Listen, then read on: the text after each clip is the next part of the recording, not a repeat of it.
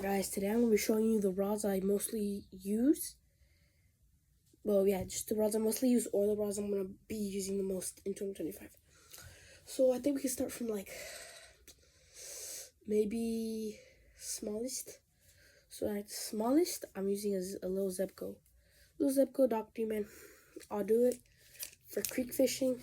I live in the state of California, so in these mountains, well, there's little creeks, and sometimes you can't have that long rod. You have to have that little one.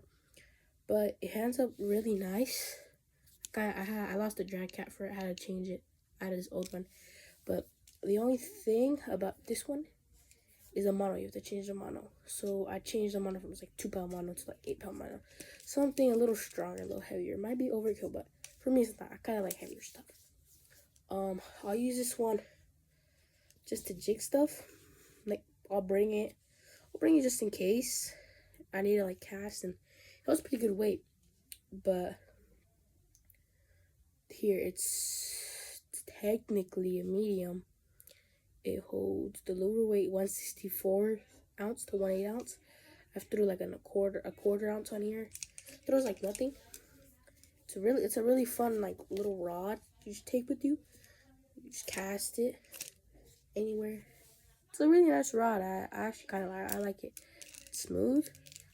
I have it set up already, so just stick it in the backpack. Get ready for it. Yeah, so this is this rod. It's around, I think it's around like $15. It's pretty cheap, but it works pretty well. So on to the next rod, which I think is gonna be this Proficiency. It's those Proficiency. It's a 3000 size. 7.2 medium heavy. It holds 3/8 to 1 ounce, and it's 10 to 17 pound mono, and 20. You can put 20-pound braid. I think I did put 20-pound braid, 20 or 25, one of those. But overall, it's a cool bass rod. You haven't seen me using this rod because it's a newer rod, but it's not super new. But I don't really show the rod. I kind of use the reel sometimes because it's a one piece, and it's kind of hard to take a one piece everywhere, like a 7-foot one piece, unless you have a pretty big car. But I've been doing that recently. It's really smooth and everything. Overall, I kind of like this one. I think you can also see the little stats from here. I don't think you can see it though. You could throw a bunch of different lures. You could throw a bunch of stuff. You could throw up to an ounce on here, so you could throw bigger size swim baits. It's not that sensitive, but I still like it a lot. But I do more saltwater fishing than freshwater, so I have more saltwater rods, but a lot of them are broken because kind of play dumb. But I'm now starting to take care of them more, like a lot more, and I started like making a kind of separating and putting everything. Yeah, this next setup though is my little inshore setup that I'll use. It's not too heavy overkill. It's medium heavy too, but this is medium heavy to saltwater. It's a little inshore. It's an Ugly Stick GX2. 8 to 20 pound mono. I have a 3000 size reel on this. Not a lot of mono because I was replacing it, and I just wanted to test out the rod. I mean, not the rod, the reel. It's a Bass Pro reel. It's like $40. It works really nicely though. It's lasting me like a year.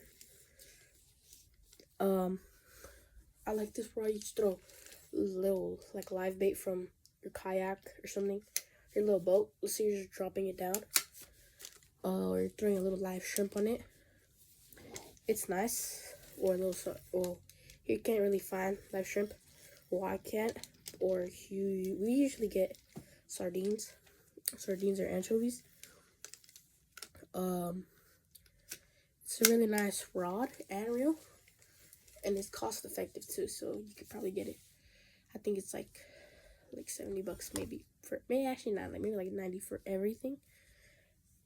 And then my last rod, this is a little heavier. This is what I use in the surf. I use it for pretty much bigger fish. So it's an 8-foot medium, but yet again it's a saltwater surf rod, and you could throw 15 to 30 pound mono, 3/4 an ounce to 4 ounces, and I have it paired with the Daiwa Crossfire 4000 size. It's a really nice reel. I have it. I think it's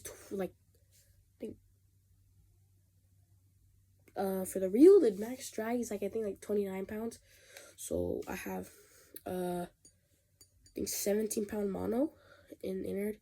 And at the top I have the 30 pound braid. Beyond braid. It's nice. The rod, it's a Roddy BR. Roddy BR, yeah, just Roddy BR. But it's worked a lot. I've caught good amount of halibut on this, but I haven't been posting because I've been doing a lot of stuff. School started, and it's kind of like a little hard because of the fires too. But I've been fishing and I haven't been able to be recording because it's kind of tough in these like conditions. That it's kind of weird because one day it's hot, one day it's cold, one day it's raining, one day it's yet again hot. But I've pretty much built my collection like a lot better, and I've caught a few fish on this. This handles is really, it's like a $50 reel. I'm trying to get a little more higher, maybe like a Daiwa BG. I'm saving up for other stuff, maybe like a pen. Yeah, I'm saving up for stuff like that. Maybe this maybe like $120. I think the rod is like 60 bucks, 50 bucks. But it's a really nice rod. It handles really good. You could throw, I usually throw, when I'm throwing bait out, I do for like surf, it depends. Like if I'm at a beach and the currents are not like that, like bad, I'll use maybe 1 ounce if I'm just reeling it back in. Or I'll use a 2 ounce if I just need to go straight down. Usually we'll stop at a bait shop. One of my favorite bait shops is probably Bolsa Chica. I mean, not Bolsa Chica, Big Fish, Big Bait Tackle Shop, somewhere like that. It's in Long Beach, but it's in Seal Beach, but it's close to Bolsa Chica. I go to Bolsa Chica, Seal, Long Beach. So far I've gotten more luck out of Seal Beach, because right there, their pier is really good. It goes out a little far. I think it's like the longest pier in like South California.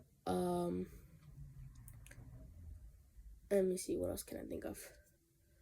Bolsa Chica, if you fish right there where the bridge is, I think it's like called the Basin or something. There you can catch you can catch more halibut and stuff because there's kind of a drop off. And I think, let me see.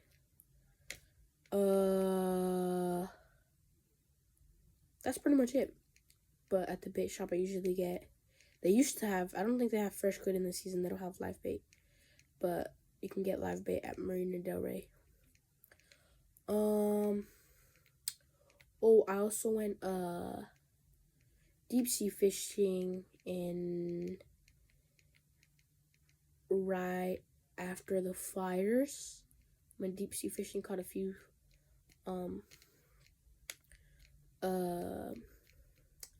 California sheep's head. I caught some whitefish. Someone caught a giant black sea bass. It was cool. I had a lot of fun. But these are all my setups that I have and that I use or probably will be using in 2025. So see you guys next video.